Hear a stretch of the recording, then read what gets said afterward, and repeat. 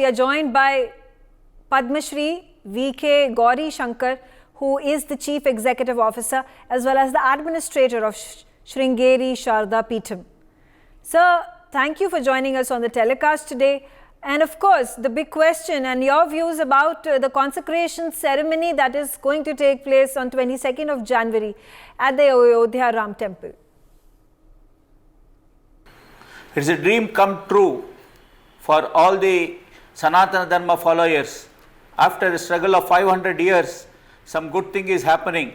Our dream is coming true. We feel great. We all pride over it. How do you view the consecration of Lord Ram at the Ram Temple in Ayodhya? Shingari is a town in the Chikmagalur district of Karnataka state. This Shingari city has got connection with Ramayana dating back to several hundreds of centuries. When Dasharatha was advised to perform Putrakameshti Yaga, he was advised to bring a sage named Rishya. Rishya is a sage who was doing penance near Shingari, and our name Shingari comes from that Rishya. Rishya has become Shingari. Our connection with Ayodhya and that part, it goes back to times of Ramayana, and our Peetham is called Shingari Peetham based on the name originated from Rishya. Rishya Maharshi's temple even now is very near our place. So we have Shingari Sharda Peetham has a connection with Ramayana for a long time. AD Shankar 12 centuries back, when he resurrected practice of Sanatana Dharma, established 4 Amnaya Peethams in 4 corners of this country, and in the southern part he chose Shingari as the head office for his propagation and sustenance work that he wanted us to do. For 12 centuries, this Dakshinamnaya Shingari Sharda Peetham has been doing it continuously, and probably only institution which has a unbroken chain of succession of gurus for 12 centuries. And today also we continue doing whatever Adi Shankara had ordained us to do as per his dictum. How are Lord Ram and Ramayan associated with the grand temples of South India? Most part of the Ramayana revolves around southern part of the country. He went to Sri Lanka, those days Ceylon, from here only. Even Kishkinda, which is quoted as a place where Hanuman had his birth, etc., is in near our place in Hampi. So Ramayana is very much connected with southern part of the country. His capital might have been Ayodhya, but Rama was our king. He is a revered man for us. And entire southern part you can find a Rama temple in nook and corner of every village. It either a Rama temple or a temple dedicated for Hanuman with Rama's idol, you can find in every part of southern India. Now we have grand temples with rich legacy in the southern part of the country. How important is it that the temples are being built in such a grand way, the like we are seeing in Ayodhya, in northern part of the country as well, keeping in mind several of them have been desecrated, destroyed several times by the invaders and marauders?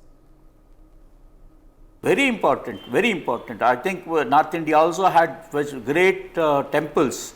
Kashi Vishwanath temple is a most sacred place for us.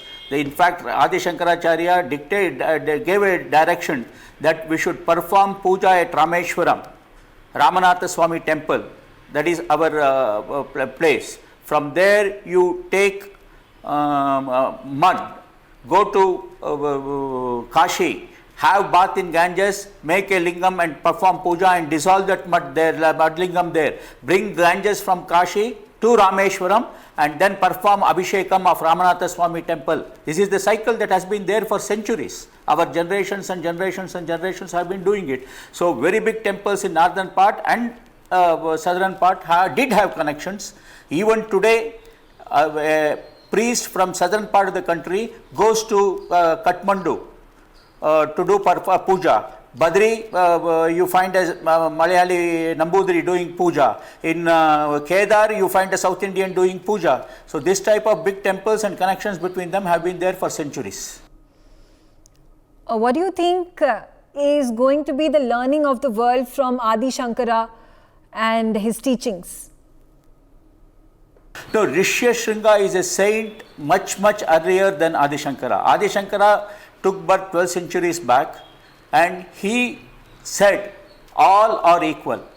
The basic concept of Adi Shankara's philosophy is all beings are equal. There is no difference between one man the other man. He treat each one as one. If that is followed to the core, probably there will be no problem at all in this world for anybody. Advaita is just says that everyone is equal, everyone is same. We see Chaitanya and each and everyone as same. How important, according to you, is the making of Ramayan circuit that connects the important sites linked to Ram in north and in south? Very important. If such a thing can be done, where Rama's trail can be taken around. All devotees have lot of regard, reverence, respect for Rama.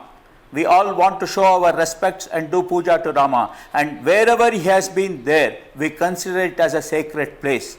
So I think if some effort can be put either by the government or any private agency which can connect all these important places that are connected with Ramayana, like Ashokavanam in Sri Lanka. There is the place where Sita Mai was put there. And also there are so many such places connected in other parts of the country also. All these, if they are linked, probably it will be the best thing that can be done for propagation of our traditional values among our next generation. All right. Thank you very much, Padma Shri. We are Gowrishankar for joining us on the telecast, sharing your views and giving us an insight into how Lord Ram and the southern temples of South India have an intrinsic link to the legacy and the history of Ramayan. For more such videos, subscribe to the NewsX YouTube channel, hit the bell icon.